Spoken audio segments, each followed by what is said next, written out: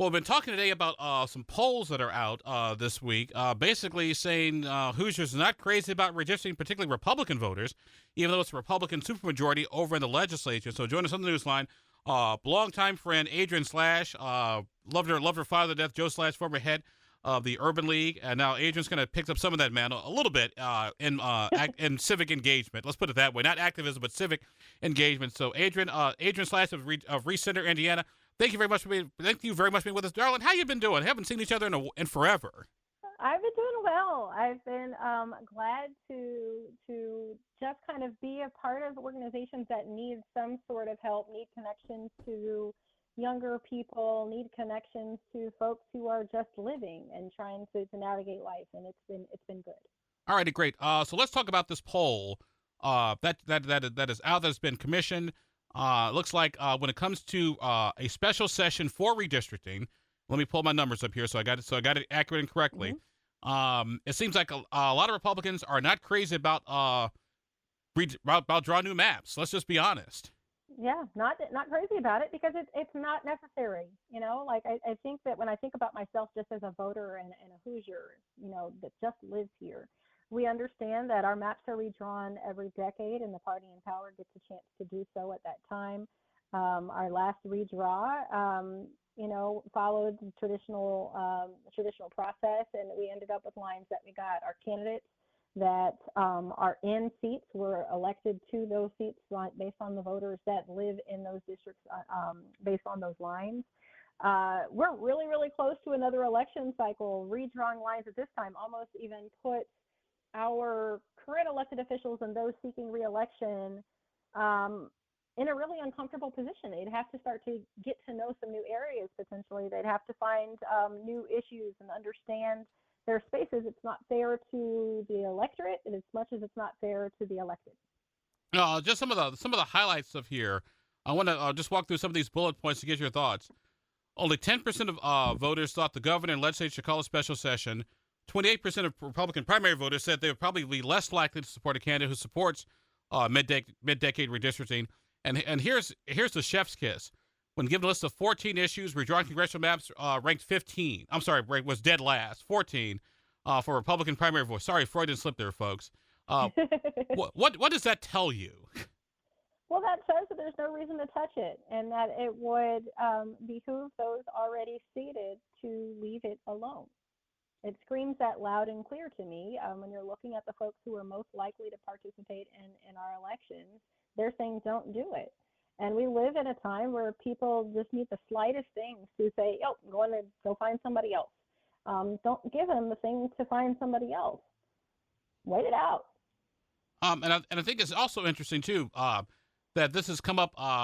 Number one, let me put it this way: when J.D. Vance, the Vice President of the United States, has to come to Indiana twice, a solidly red state, supermajorities in the legislature, to convince Republicans that they need to redraw maps, that ought to tell you everything you need to know. Yeah, absolutely. And I think that it does. I think it lets us know that that's an outside influence, and Hoosiers, I believe, know what they want, know what they like, know what they need. I don't think that anybody loves maps when they're redrawn, right? Like, I don't think that we can excuse that gerrymandering does happen. But once those maps are set, we essentially, lock in next 10 years that we're going to be hanging out with these maps, with these lines. This is how you build pipelines around candidates. This is how you, start fund issues. Ultimately, when you choose to shake that up, you create all sorts of other kinds of issues that can come up. And I'm not necessarily sure that Hoosiers have interest in that. And according to the polling, they don't at all. We're talking to an old friend, Adrienne Slash. Not old as in old, but old as in long-time friend. Adrienne Slash with Recenter, Indiana. Adrienne has been in civic engagement for as long as I've known her. We've been friends for almost 20 years. And so we're talking about a poll that was put out, a survey of mostly Republican voters, and about redistricting and drawing new maps. And I don't know which is more popular, Congress or redrawing maps. To be brutally honest with you, Adrienne, when you talk to your fellow Republicans here in Marion County, Central Indiana, and across the state, what are they telling you about? First of all, does redistricting come up at all? And number two, if it does, what's the conversation like? I really hope we don't do it. Like, when it does come up, it's like, I really hope we don't do it.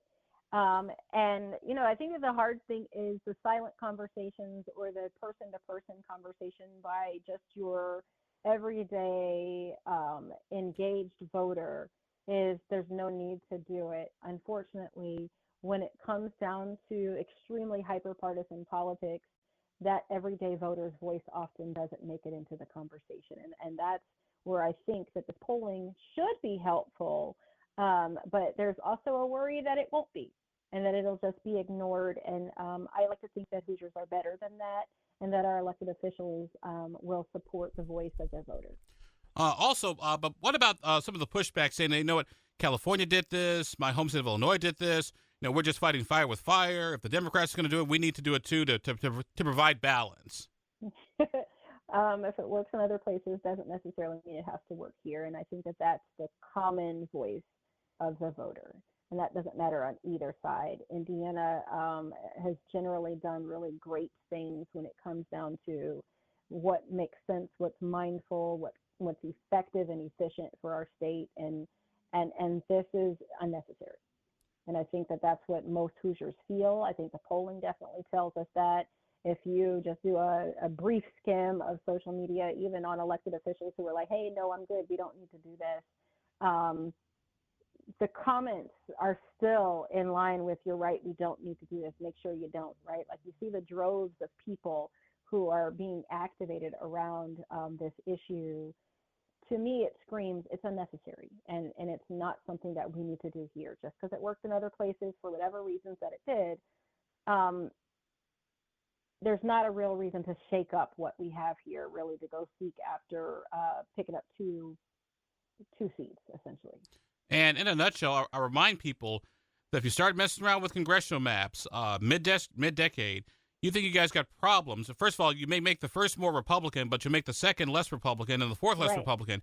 And if you really start messing around with the 7th congressional district, or regardless of what the Supreme Court comes back with, you will unleash holy hell on earth, because those little African-American women at 30th Century will come out in droves. Well, there's that, but there's also, you have to think about during the pandemic and just after the remote workers started moving into our community. Not only just in Marion County, but we've got folks, under 40 and hovering in that young professional and just after range that, are pursuing the American dream, but they're building houses outside of Marion County. There would traditionally be people that you would count on to be in that 7th district, and they might not be if you were to draw a line differently and you haven't paid attention to a new census. To me, that's like a can of worms. I don't know if anybody actually wants to open up. More like a can of whoop ass is what's coming, if you want my personal opinion. It's confusion. It's definitely confusion. Yes, it is. We got a couple minutes left here, Adrienne. Bo Bai, son of U.S. Senator Evan Bai, we interviewed him last week on the program. Talking about he was opposed to redistricting. Could this be the issue that Democrats actually run if Democrats can get their political act together in Indiana, and maybe win the Secretary of State's race, but also could it impact other statewide races and other county races, maybe in places where Democrats don't normally do well? Well, at Recenter Indiana, our hope is to recenter elected officials around what the people are actually seeking and wanting. And I think that either party could stand to glean quite a bit from what this polling is telling us, for what the voice of the voter is, essentially the way that they are showing up and engaging and moving their feet to say, please don't. So any party who is able to capture that and bottle it and use it to mobilize and engage voters is likely going to be favorable amongst Hoosier voters. All right. Well, our guest in the program today has been our good friend Adrienne Slash, the head of she's with Recenter Indiana. Talk about some polling out that basically shows let's put it this way. The popularity of redistricting is about as popular as Micah Beckwith at a gay pride parade. Let's put it that way.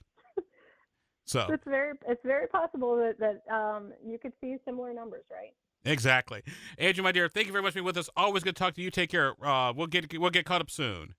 All right. Bye.